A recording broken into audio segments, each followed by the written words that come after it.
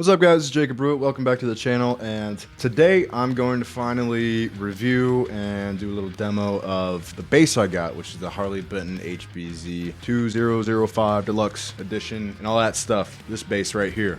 I've already done a video on this bass, but it was just the unboxing and kind of like first impressions. But now I've had some time to actually sit down with it and get some tracking in and some nice, good hands-on. So I want to share my opinions with you guys today and yeah, hopefully help you make an informed decision on your gear purchases, and maybe you'll be interested in something like this. So basically what I'm going to do is I'm going to go over the specs of the bass and tell you exactly the facts, what this bass is and everything about it. And then we'll get into the opinions. Then we'll get into some demo of it. Okay. So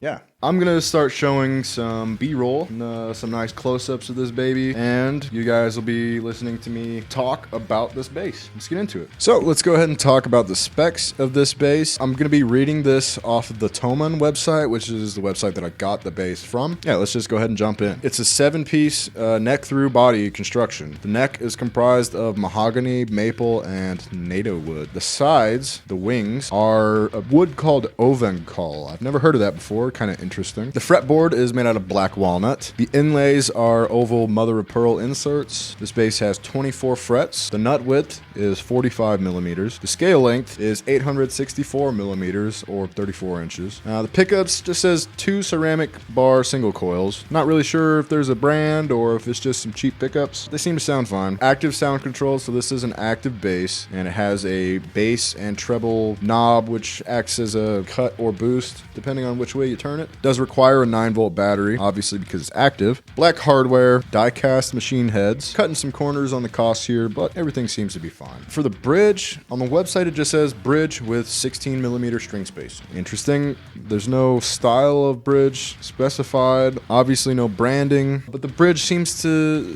work. It's not string through or anything. Yeah, easy adjustments. Everything seems to be fine. You have 16 millimeter string spacing. The factory stringing at 45 gauge to 125. Keep in mind it's a 5-string bass. But yeah, obviously you're going to change those strings out if you want to, have a decent sounding bass. The color, natural matte. So obviously, it's just a finished guitar. There's no real color or anything added to it. Yeah, so that seems to be all the specs that I can find on the website about it. So let's get into some of my opinions on the bass. All right, so now we've talked about the specs of the bass. Now I kind of want to go over my opinions on the bass, what I think of it, how I think it plays, the condition it came in. For the price point, I think I paid 330 euro for it. Really affordable for a 5-string active bass, which is awesome. I was really in the market for a new bass. Nobody wants to spend a lot of money to get something unless you just have a lot of money. When I got the bass, it was in a condition. The bridge was not set up at all. I'll go ahead and lean in and show you.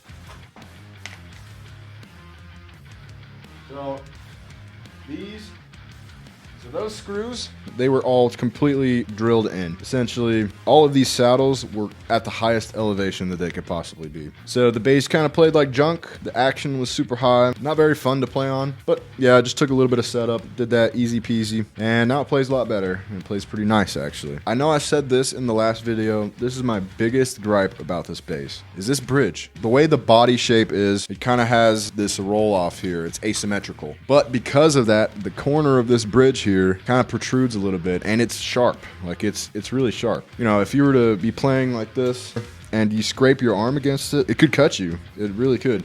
So that's my biggest complaint about this bass. It's the only thing that I would change. Of course, the tuners, they're very cheap, basic tuners. They're not locking, none of that. I can't really say that they're extremely reliable, but they get the job done, I guess. You can tune your bass. And the hardware is black, which is cool. I like that. Plus, I do like these style of machine heads. I hate the giant bulky ones. Everything else seems to be pretty sturdy. I've had no problems with the strap locks here, the strap mounts. The controls, pretty smooth. Haven't had any problems with them. They do have a notch in the center position, so it's pretty easy to set it to where you want to be, or set it in the middle and go from there. It has a 9-volt battery compartment, which is pretty standard. Have this compartment on the back of the guitar, which I haven't opened up yet, but it is kind of cheap, plasticky. Kind of move it around, as you might be able to hear. I haven't had any problems with the electronics on it yet, so I'm not too worried about how cheap the back of the guitar feels or the piece of plastic is, you know. First off, nobody's going to be paying attention to that. The pickups, they sound fine. Nothing too crazy to write home about. In my opinion, I think that the configuration is perfect. The way that they're kind of angled away from the bridge on the low strings, I think that probably works better because you get less of the super annoying clanginess. I think they work fine. I think everything sounds good. Yeah, the nut, I'm not sure. Seems like the nut had a bit of work on it. It was at least filed down and it's not really smooth. I'll show you here in a second. I don't know. I haven't had any real binding problems or anything. Yeah, I guess there's not really too much to worry about here, especially for the price. So here, I'm gonna go ahead and show you what I'm talking about though.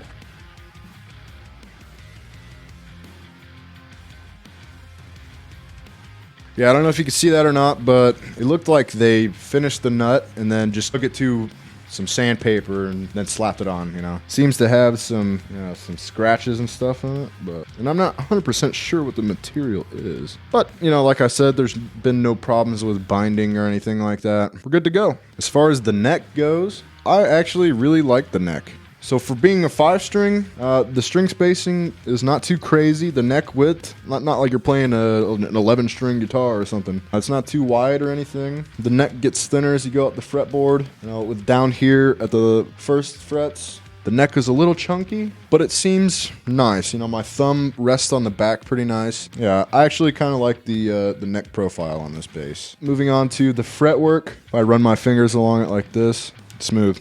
No problems at all. The fretwork is really nice on this, to be honest. Even all the way up to the frets that you'll never use. I've had no real problems with catching or anything like that. I haven't found any divots. Yeah, everything seems to be in order. I do really like the body style, except for that little gripe about being too close to the bridge there. But the contour is super nice. It feels really nice. You have an arm contour here and a stomach contour here, and it's really comfortable to play. How about we get into some demonstration?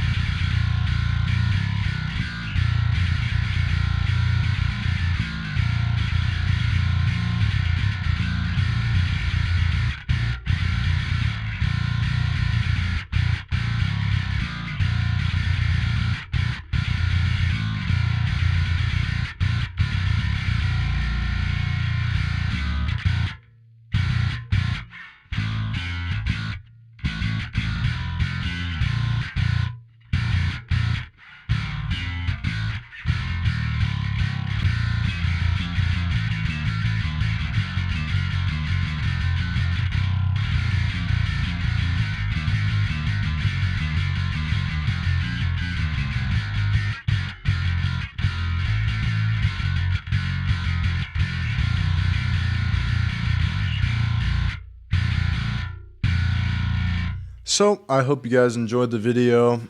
Sorry for my terrible bass playing. Like I said, I'm not, I'm a guitar player. I'm not a bassist. So, but yeah, those are my thoughts and opinions on the Harley Benton HBZ-2005 Deluxe Series. I think for the money, it's a pretty good bass. If you're in the market for a 5-string bass and you're not wanting to spend a whole lot of money, definitely the best way to go. I'm sure there's a lot of other nice basses out there, and it would probably behoove you to check around and see what suits you the best. But in my opinion, this is a very nice way to go, and if you're in the market, definitely check it out. So I'm actually going to be uploading another video, which is going to be a playthrough of one of my songs using this bass. Make sure you keep an eye out for that. It's going to be coming out pretty soon. Yeah, thanks you guys for watching, and I'll catch you in the next one. Peace.